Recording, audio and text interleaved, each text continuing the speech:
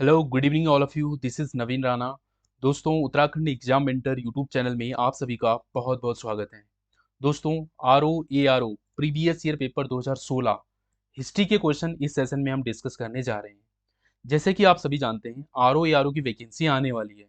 तो इसी वैकेंसी को देखते हुए हमने एक सीरीज शुरू की है जिसमें हम प्रीवियस ईयर पेपर देखेंगे आर ओ के। तो आज की सेशन में 2016 का जो पेपर हुआ था आर ओ का, उसमें हम सिर्फ हिस्ट्री के क्वेश्चन देखेंगे। इससे आपको हेल्प मिलेगी कि हिस्ट्री की तैयारी आपको कैसे करनी है, हिस्ट्री के क्वेश्चन का लेवल क्या रहता है आर ओ एग्जाम में, कितना डीप आपको पढ़ने की जरूरत है। उससे आप क्वेश्चन देखेंगे, उससे आपको अनुमान लगेगा कि कितना डीपली क्वेश्चन पूछे जाते हैं।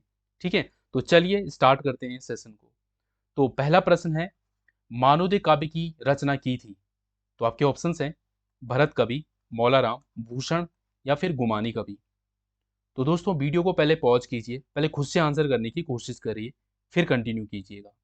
तो इसका जो सही आंसर होगा दोस्तों, होगा ऑप्शन नंबर ए, कवि भरत। जब हम कवि भरत की बात करते हैं तो आपको एक नाम याद आना चाहिए, मानसा। अब ये मानसा क्यों याद आना चाहिए, देखो। और ये मानसा था कौन? ये मानसा जो था दोस्तों, ये पंवार वंश का, या आप कह सकते हैं परमार वंश का 44वां राजा था। ठीक है, कौन था? 44वां राजा था। तो इसका क्या संबंध है भरत, कवि भरत के साथ? मानसा को क्यों लिंक कर रहे हैं हम? इसलिए कर रहे हैं क्योंकि मानसा के दरबार में जो है दोस्तों, ये राज कवि था। ठीक है, क्या था ये मानसा के दरबार में राज कवि था, और इसने जो है मानवदे काव्य की रचना की। क्लियर हो गया? क्योंकि अगली बार ये भी तो क्वेश्चन पूछा जा सकता है कि ये भरत कवि जो है किसके दरबार में राज कवि था। तो वहां पर अलग अलग राजा दिया जा सकता, तो आपको मानसा याद रखना है। क्लियर है? इसके अलावा ये पूछा जा सकता है कि भरत कवि ने मानवदे काव्य की रचना की है, लेकिन किस भाषा में की थी? तो ये भी आपको ध्यान रखना है। तो आपका आंसर आ जाएगा संस्कृत। किसमें की थी? संस्कृत भाषा में। इसके अलावा जो ये है भरत कवि, ये जो है ना, जहांगीर के दरबार में भी गया था। कहाँ गया था? जहांगीर के दरबार में भी गया था। तो जहांगीर के दरबार में गया था, वहां पर ये ज्योतिषी भी रहा। क्या रहा? ज्योतिषी रहा वहां पर। किसके दरबार में? जहांगीर के। और इसी उसमें जो है जहांगीर ने इनको एक उपाधि भी दी थी, भरत कवि को। क्या उपाधि थी? ज्योतिक राय की। ठीक है, तो ये आपको ध्यान रखना है भाई। आपसे ये क्वेश्चन ऐसा पूछा जा सकता है कि भरत कवि को ज्योतिक राय की उपाधि किसने दी थी? तो वहां पर आपका आंसर हो जाएगा जहांगीर। ठीक है, तो ये पॉइंट आपको ध्यान रखना है। अब हम जब मानसा की बात कर ही लिए, तो थोड़ा इनके बारे में और जान लेते हैं। अगर हम बात करते हैं मानसा की, तो आपसे ये क्वेश्चन पूछा जा सकता है कि इनके समकालीन कौन थे, कौन चंद राजा था? तो रुद्रचंद तो आपको याद रखना ही। इसके अलावा लक्ष्मी चंद को कैसे भूल सकते हैं, जिस बेचारे ने गढ़वाल पर लगातार 6-7 आक्रमण करे, लेकिन बार बार असफल रह रहा था। तो लेकिन इसने जो 8वां आक्रमण हुआ था ना इसका, गढ़वाल पर, इसमें वो सफल हुआ था। 8वां आक्रमण, जो कि मानसा पर इसने आक्रमण किया था उस समय। और इसमें जो है मानसा के एक सेनापति था, जिसका नाम था खतर सिंह। क्या था? खतर सिंह। तो खतर सिंह जो है इस युद्ध में मारा गया, जो 8वां सफल आक्रमण हुआ था लक्ष्मी चंद का। इससे पहले जो 7 आक्रमण हुए थे, इसमें लगातार असफल रह रहा था ये लक्ष्मी चंद। तो इसमें जब 8वां युद्ध में जब ये सफल हुआ, खतर सिंह जो था इसका मानसा का सेनापति, इसको मार गिराया। तो इसी उपलक्ष्य में लक्ष्मी चंद के द्वारा वहां पर एक उत्सव मनाया गया, जिसका नाम रखा गया खतड़वा उत्सव। इसकी शुरुआत हुई है वहां पे कुमाऊं में। ठीक है, तो ये भी आपको ध्यान रखना है। इसके अलावा क्या मानसा का सिर्फ यही एक सेनापति था क्या, खतर सिंह? इसके अलावा और भी थे, हाँ और भी थे। इसके 3 सेनापति थे टोटल। इनमें से एक था नंदी, और एक तो यही हो गया खतर सिंह, और एक और था भृंगी। क्या था? भृंगी। ये 3 सेनापति, इनकी जानकारी हमें मिलती है मानसा का। क्या लक्ष्मी चंद का भी कोई सेनापति था? हाँ बिल्कुल था भाई। क्या था इसका नाम? इसका नाम था गैंडा सिंह। क्या था? गैंडा सिंह इसका सेनापति था भाई, लक्ष्मी चंद का। बाकी आप अच्छे से जानते हैं, जब इतने युद्ध ये हारा, इसको लखुली बिराली के नाम से भी जाना जाता है लक्ष्मी चंद को। क्या? लखुली बिराली के नाम से भी लक्ष्मी चंद को जाना जाता है। इतनी जानकारी। तो मेनली जो क्वेश्चन बनते हैं ना, वो ये बनते हैं कि भाई इनके समकालीन कौन था। तो मानसा के समकालीन मैंने आपको बता दिया, एक तो रुद्रचंद, एक लक्ष्मी चंद, और साथ ही आपको ये जहांगीर तो है ही, और साथ में अकबर भी याद रखेंगे। तो ये इनके समकालीन हो गए मानसा के। मानसा के बारे में हमें जानकारी कहाँ से मिलते हैं, स्रोत। तो इसके बारे में एक तो यही हो गया, मानवोदय काव्य से हमें इनके बारे में जानकारी मिली। इसके अलावा जो रामायण प्रदीप है मेधाकर शास्त्री जी की, यहाँ से हमें जानकारी मिलती है। देवप्रयाग में जो रघुनाथ मंदिर का शिलालेख मिला था 1608 में, है ना, तो उसमें भी हमें इनके बारे में जानकारी मिलती है, मानसा के बारे में। ठीक है, तो अभी के लिए इतनी जानकारी बहुत है इसमें। आगे बढ़ते हैं नेक्स्ट। क्वेश्चन नंबर 2 देखिएगा, महात्मा गांधी के निम्नलिखित आंदोलनों को प्रारंभ से सही क्रम में व्यवस्थित कीजिए। तो बताओ भाई, पहला कौन सा आंदोलन किया था गांधी जी ने, देन उसके बाद कौन सा किया, देन उसके बाद, इस तरीके से आपको एक देखना है इसमें। तो अगर आप यहाँ पर देख रहे हैं तो चंपारण सबसे पहले, फिर अहमदाबाद, फिर खेड़ा और असहयोग, यानी कि option number A right answer हो जाएगा इस क्वेश्चन का।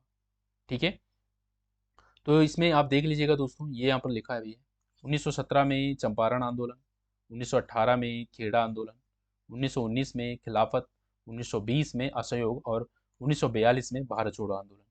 तो ये अलग अलग जो है दोस्तों घुमा करके इनको पूछा जाता है। ठीक है, तो आपको ये ध्यान रखना है, इनको सीक्वेंस याद रखना, पहले कौन सा आंदोलन हुआ था, उसके बाद कौन, और लास्ट में कौन सा। ठीक है, चलिए नेक्स्ट क्वेश्चन देखिएगा। कैसे क्वेश्चन पूछे गए हैं वो आप देख लीजिएगा, क्वेश्चन का लेवल क्या है वो आप समझ लीजिएगा, तैयारी कितने लेवल की करनी है आपको वो भी समझ लीजिएगा इन प्रश्नों से। ठीक है, तो देखो, प्राचीन भारत में संगम क्या था।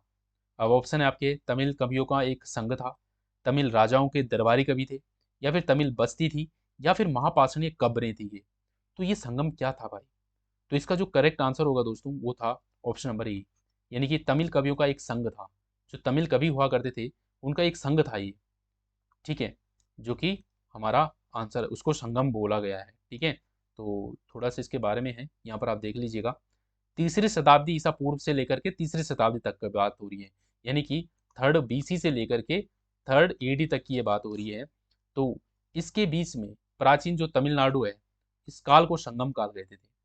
ठीक है, ये जो है मदुरई शहर जो है दोस्तों, इसके केंद्रित में कवियों और विद्वानों के प्रसिद्ध संगम अकादमी के नाम पर रखा गया है संगम। ये जो है दोस्तों, इसमें चेर, चोल और पांड्या ये आते हैं।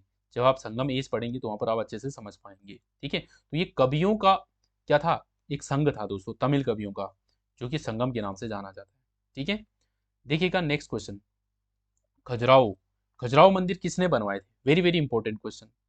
तो खजुराहो मंदिर जो है दोस्तों, ये किसने बनाए थे, ऑप्शन, वीडियो को पॉज कीजिए, खुद से पहले आंसर करिए आप। ठीक है, गलत हो रहा है होने दीजिए, पर उसके बाद आप देखेंगे ना सही भी तो हो रहा है। ठीक है, तो चलिए, तो इसका जो सही आंसर होगा दोस्तों ऑप्शन नंबर सी होगा। चंदेल राजाओं ने जो है दोस्तों ये खजुराहो मंदिर बनवाए थे, चंदेल राजाओं ने। ये जो है खजुराहो मंदिर को जो है अलग अलग धर्मों, हिंदू जैन धर्म से संबंधित है ये। ठीक है, खजुराहो मंदिर। तो इसके अलावा जो आपसे पूछा जा सकता है, जैसे ऑप्शन नंबर ए में अगर हम बात करें, तो ए में आप क्या क्या देख रहे हैं, ये विजयनगर राजाओं। तो विजयनगर साम्राज्य की अगर हम बात करें दोस्तों, तो यहाँ पर दो नाम आपको याद रखना है, हरिहर और बुक्का। ये हरिहर और बुक्का नाम के दो भाई थे।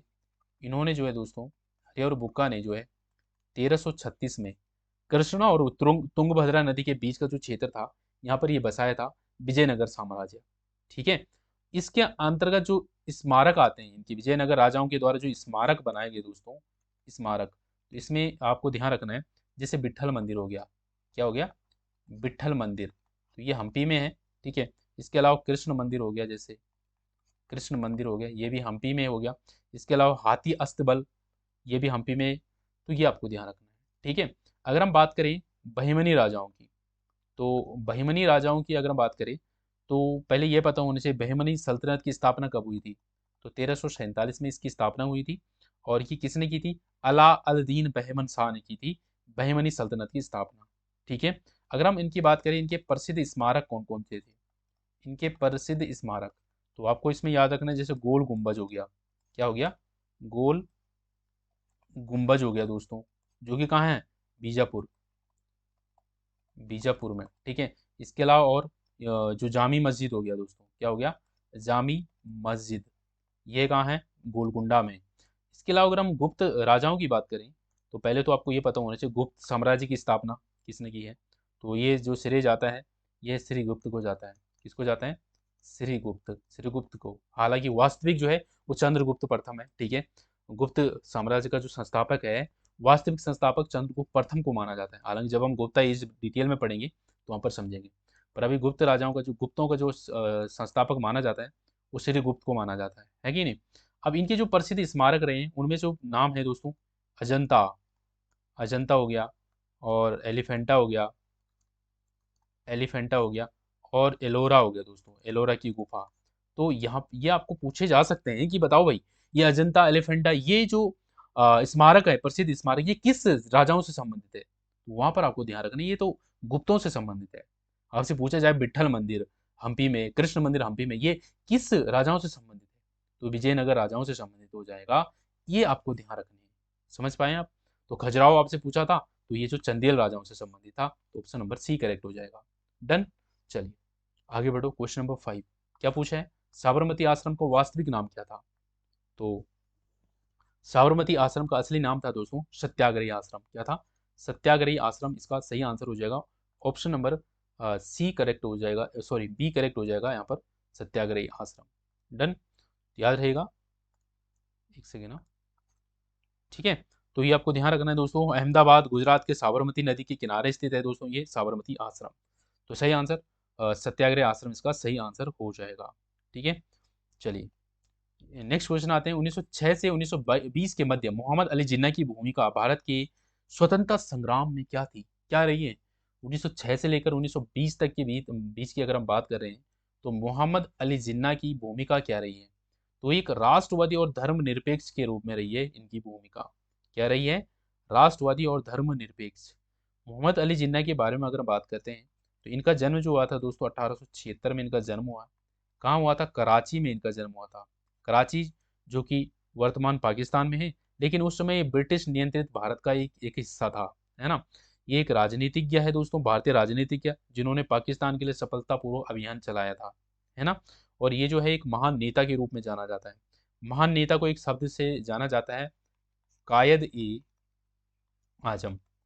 कायद ए आजम के नाम से भी इनको जाना जाता है दोस्तों। इनकी एक पुस्तक भी है अली जिन्ना की, कायद ए आजम के नाम से। और एक पुस्तक है इनकी द नेशंस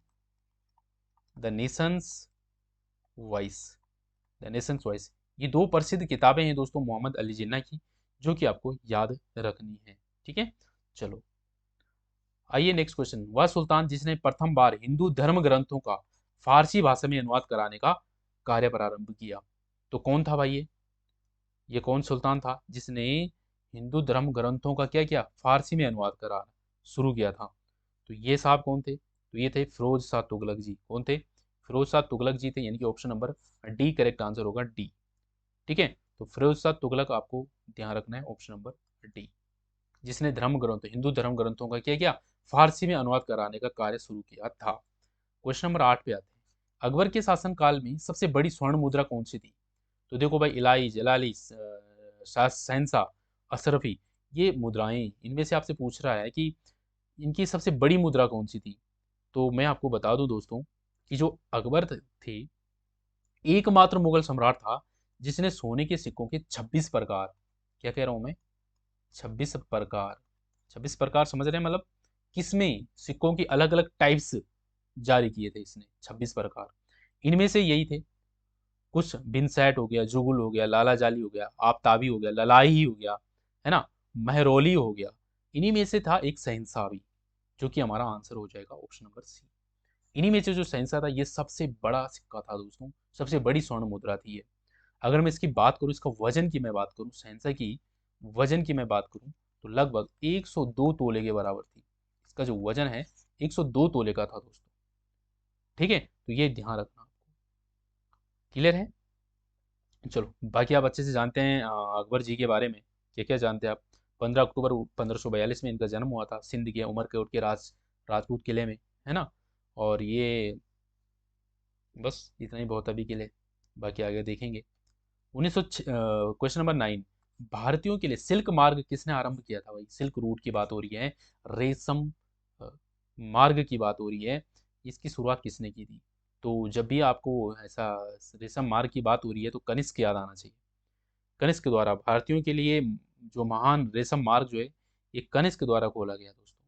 ठीक है, तो रेशम मार्ग की स्थापना चीन के जो है हान वाला जो राजवंश के शासनकाल के दौरान हुई थी। ठीक है, तो ये आपको ध्यान रखना है।